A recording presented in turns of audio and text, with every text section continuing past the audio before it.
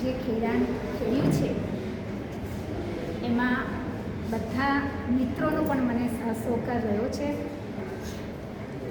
આ કોલેજમાં જ્યારે મારી એપોઇન્ટમેન્ટ થઈ તે સમયે અનુબેન, વિનોદભાઈ ગાંધી, ત્યાર પછી 2 દિવસ પછી અમારા દિનેશભાઈ, વિપુલભાઈ, અમે બધા સાથે જ લેવાયા હતા.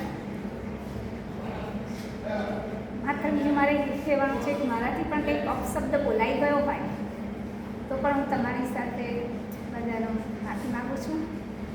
અને તમારા બધા જ મિત્રોનો મને બહુ પ્રેમ મળ્યો છે. ક્યારેય મારી સાથે એવું કોઈ પ્રકારનું વર્તન ક્યારેય પણ નથી કર્યું. અને એટલો જ પ્રેમ આજે પણ મને મળી રહ્યો છે. પહેલાં જેટલો મળતો હતો આટલો પણ આજે પણ મને